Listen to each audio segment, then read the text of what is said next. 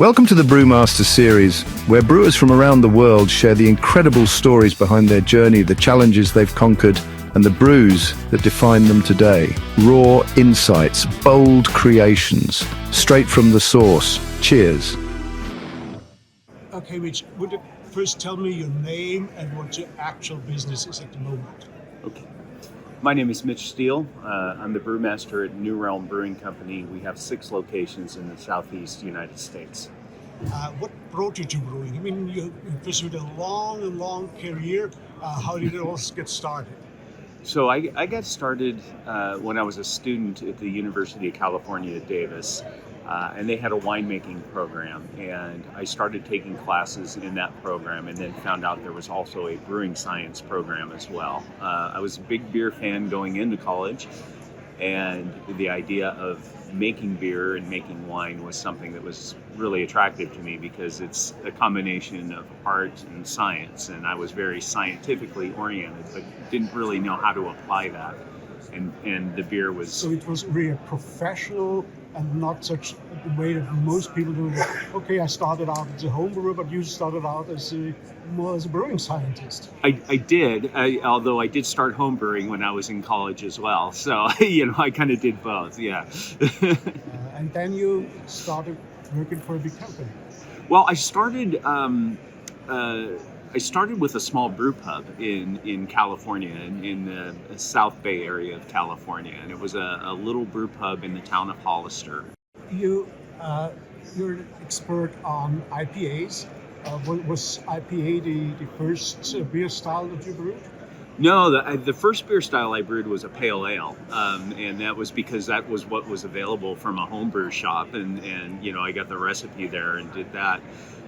In brewing school at UC Davis, we brewed lagers. They were very UC Davis was very connected with Anheuser-Busch, and so we were taught a lot about how to brew American lager. But from a homebrew standpoint, the first beer I brewed was a pale ale. I didn't even know what an IPA was back then.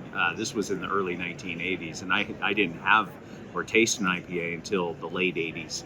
Yeah, because IPA was a style that was, when I first had it in England back in the 70s, 80s, it was a style. I mean, it was on decline in England. There was Green King that brewed, and that was about the only brewery where you could buy an IPA.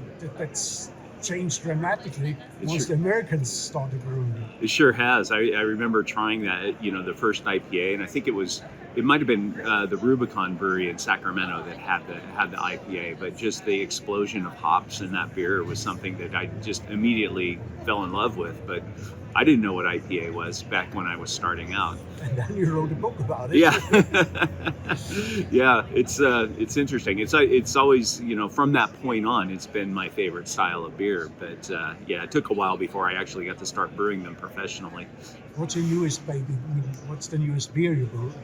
Well, the last one that we brewed, which was really fun, was a double IPA. Actually, it was kind of a throwback to my time at Stone Brewing, and it was a very typical beer that I might have brewed back in 2008 or 9.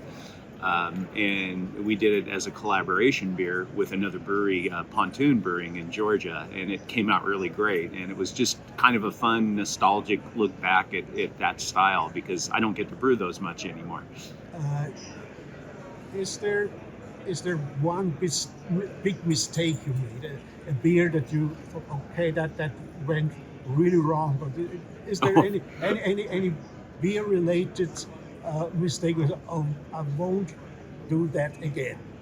Oh, I think probably there are several. You have some misses in this business. Not everything is a surefire success. I think one of the ones that really didn't work for us was we brewed a beer with elderberry juice at Stone, and the flavors just did not come together well. It was a mess. It was awful.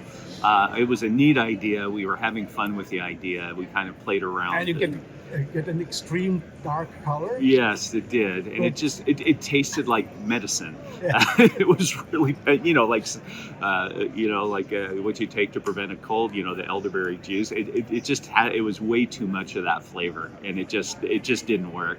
elderflowers work better. Yes, I should have used elderflowers instead of the juice.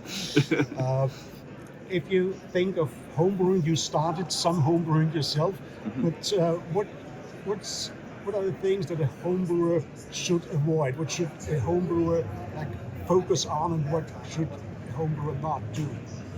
I think homebrewing is all about trying things and figuring out whether it works or not. And so there's not much I would say don't do as a homebrewer, except if you don't have temperature control, don't brew lagers. You need to be able to lager the beer and keep it cool. And if you can't do that, you can, if you live in a cold weather place, you can put your beer outside and be okay. But I wouldn't recommend that unless you have a cooler that you can keep your beer in while it's fermenting. But other than that, it's try it and see if it works, because and the way I always approached homebrewing was, let's try something and see if it works, and if it works, then you always learn something either way.